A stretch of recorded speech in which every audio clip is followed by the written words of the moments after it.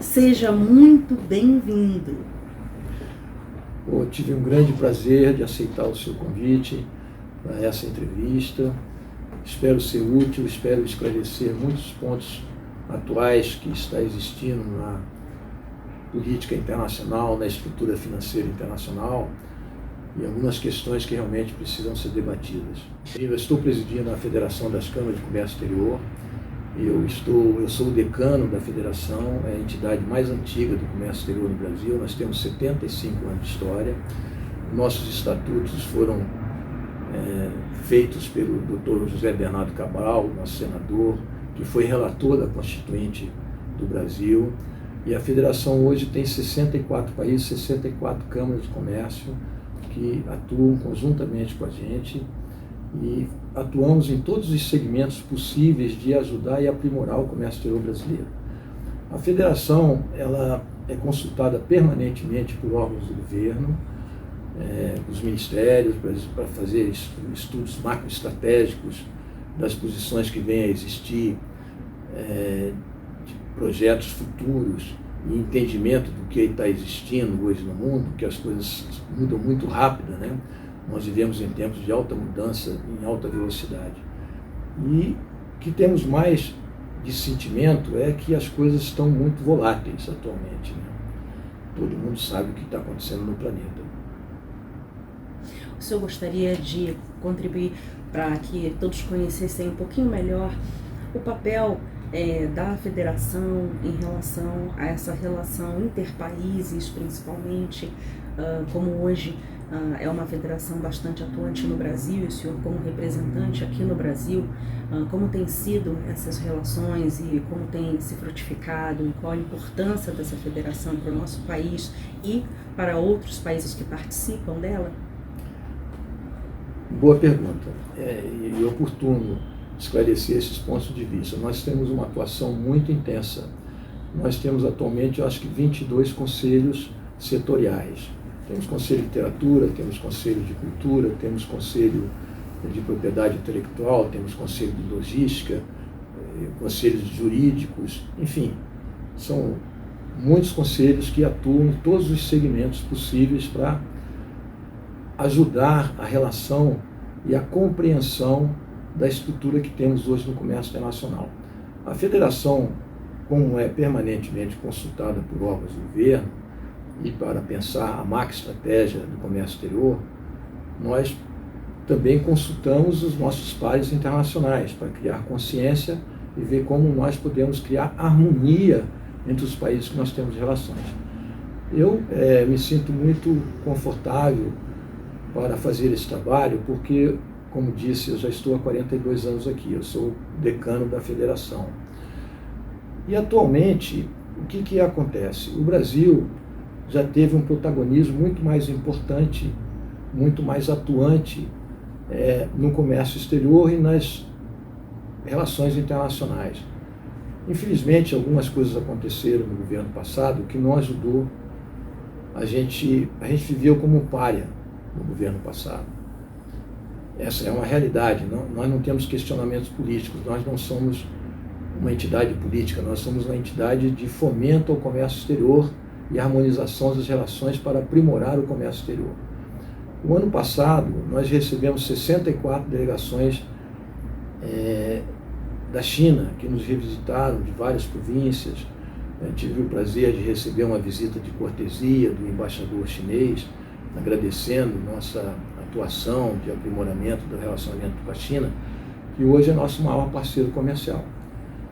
Então, eu estou muito feliz com o andamento de todas essas questões e do nosso trabalho, porque sinto que estamos sendo reconhecidos pelo nosso trabalho. Isso me conforta, isso é muito bom. E com relação ao país sede que nos recebe hoje, nessa feira cultural, Angola, o senhor gostaria de comentar algumas coisas relacionadas ao país e essas relações? Eu fico muito feliz de falar da África, porque eu costumo brincar com meus colegas e chamar a África de Mama África, porque o Brasil nasceu nos berços da África. Toda a nossa estrutura de concepção de nação nasceu dentro da África. E a África foi, de certa forma, nesses últimos 10 anos, relegada a um plano mais secundário de atenção. Isso foi um grande erro, e muita gente, inclusive conversei com o presidente Lula sobre essa situação, e eles reconhecem que nós precisamos retomar a nossa relação com a África. Angola é fantástico o trabalho que a embaixada está fazendo, que o nosso cônsul Mateus está fazendo aqui no Rio de Janeiro.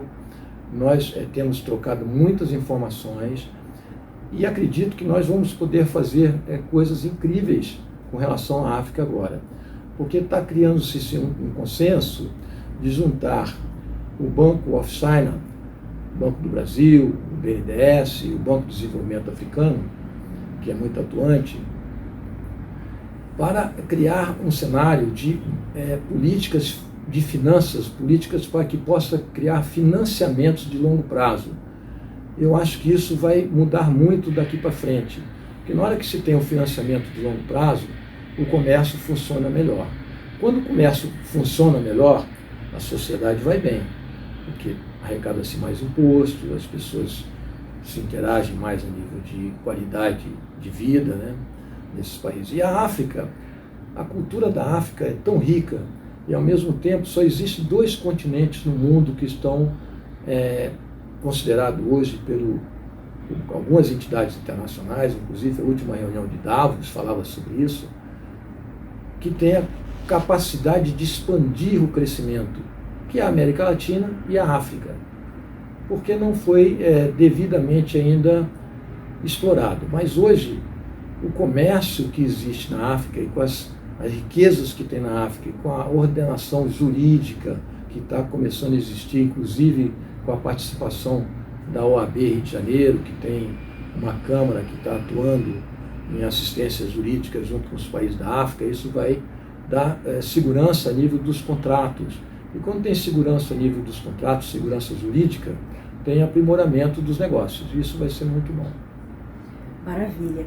A respeito das atividades e do que se busca desenvolver, principalmente em relação ao Conselho, para expandir e talvez agregar até mais países, existe uma vontade de agregar ainda mais países a esta federação, ou talvez dentro das atividades intensificar em relação a investimentos e esse intercâmbio, por exemplo, dos países fazerem a sua atuação aqui e o Brasil nos seus outros territórios desses outros países, sempre fazendo com que esse comércio também seja um gerador de empregos, um gerador de atuação dentro da área da cultura como formador de comportamento naquela sociedade, influenciando aqueles grupos locais, onde a gente possa unir cada vez mais os nossos povos.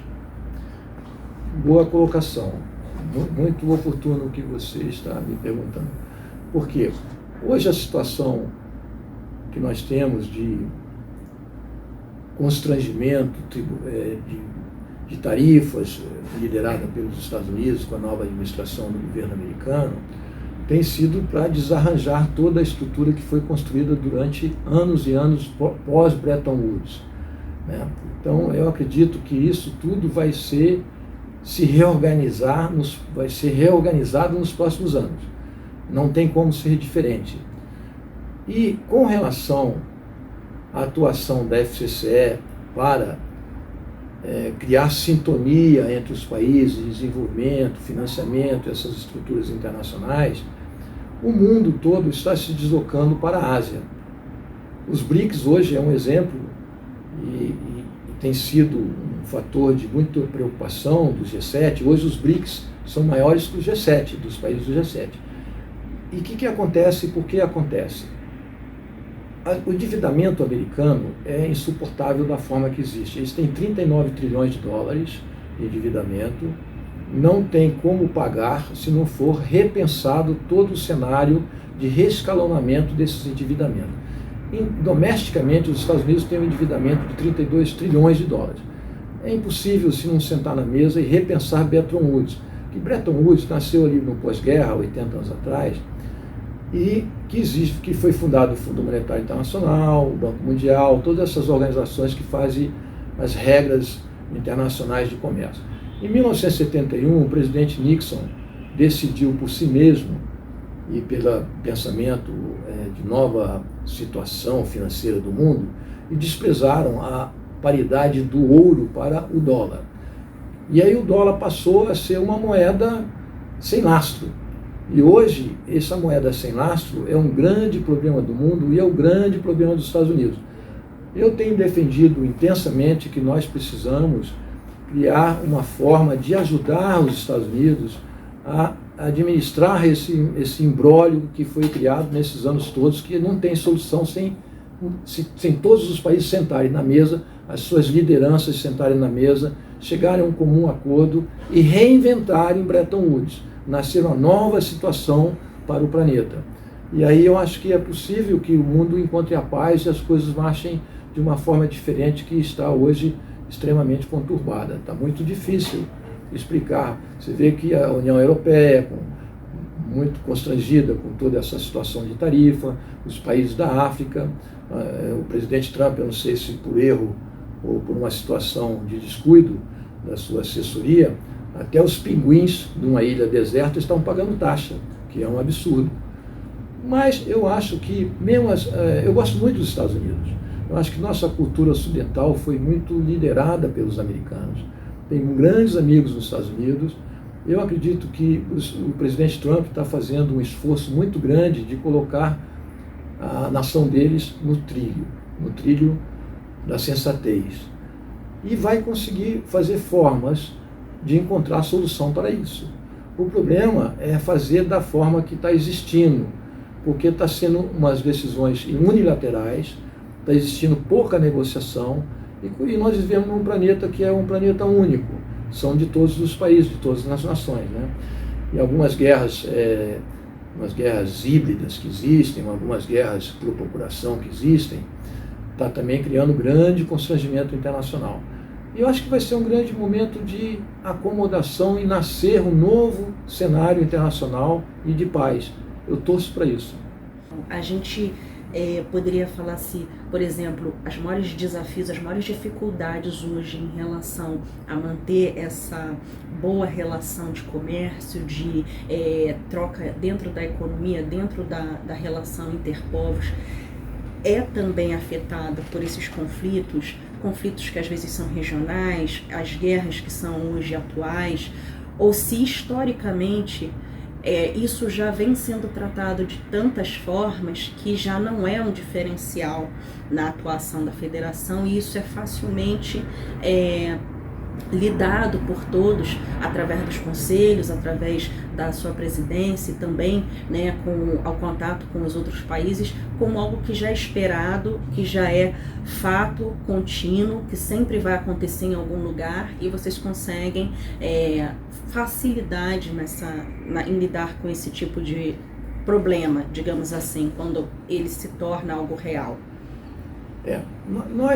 Nossa atuação, a gente se atém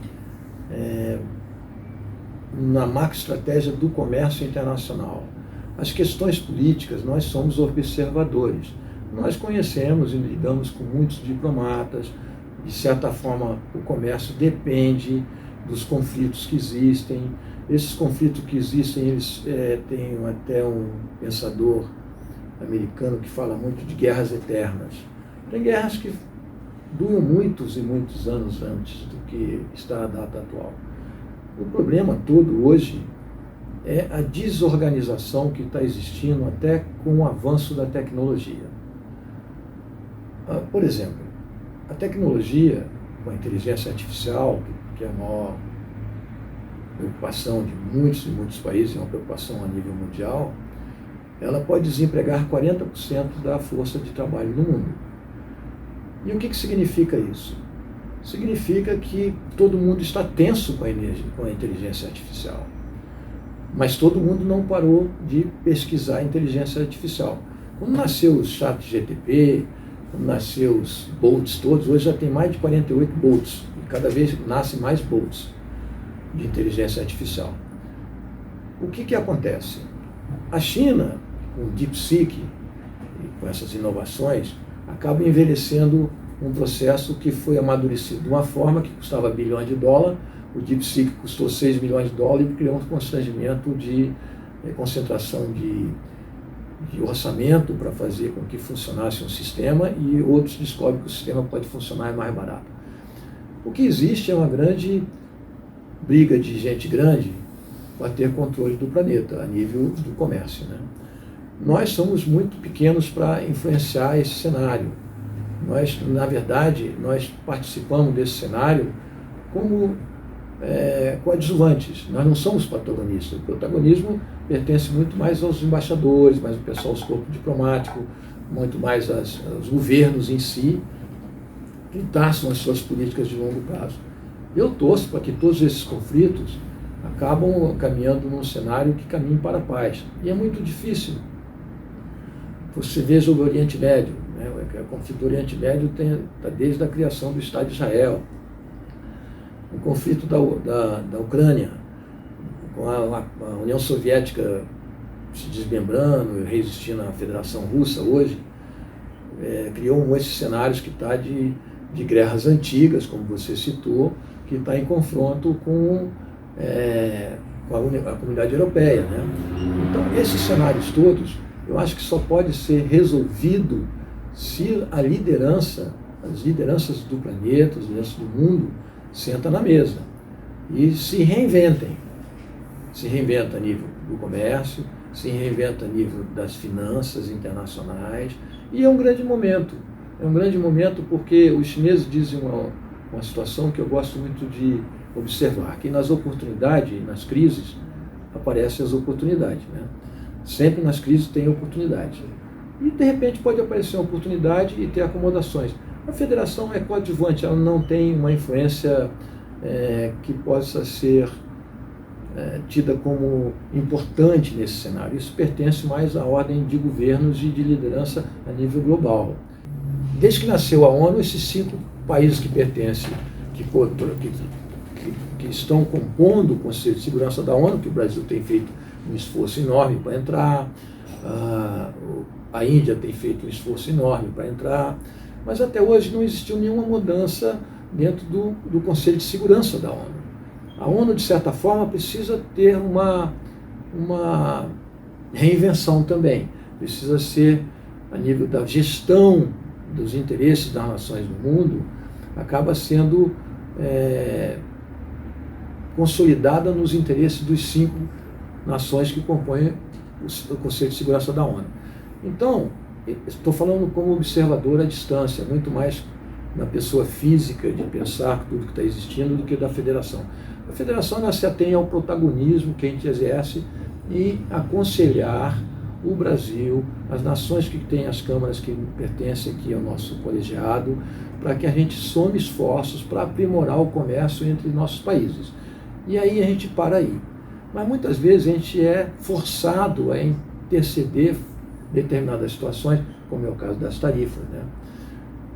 Isso aí a gente é obrigado a dar a nossa opinião.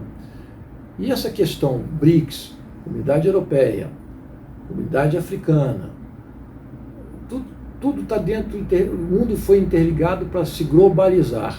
Agora está sendo traçada uma política para desglobalizar, né? E aí estão os problemas que estão existindo. Mas eu acredito que tudo isso possa ser resolvido no momento que as lideranças mundiais sentam à mesa, vejam os seus interesses, acomodem os seus interesses e façam o futuro melhor para a humanidade. Isso que eu torço. Quero cumprimentar também a iniciativa da ALERJ, do Estado do Rio de Janeiro, a Assembleia do Rio de Janeiro, a Assembleia de Deputados do Rio de Janeiro, que fez a Câmara Brasil e África. Está ajudando muito a interligação com a África e a atitude de criar essa Câmara, esse colegiado da Assembleia, liderado pelo deputado Malafaia, que tem sido muito importante para nós. Tem nos ajudado, tem sido uma colaboração inestimável. Assim como a OAB do Rio de Janeiro, que também tomou a iniciativa de criar uma condição muito mais saudável e confortável a nível da relação jurídica e de contratos, de segurança dos contratos. Isso é muito importante.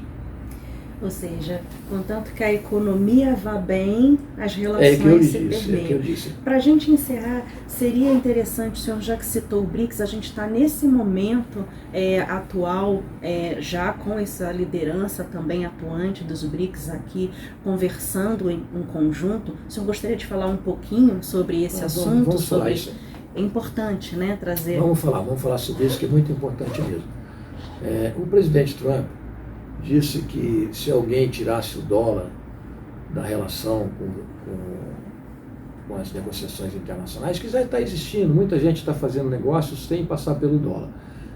Eu sou uma das pessoas que mais fiz esforços para que existisse acordos bilaterais entre os países, não passasse pelo dólar.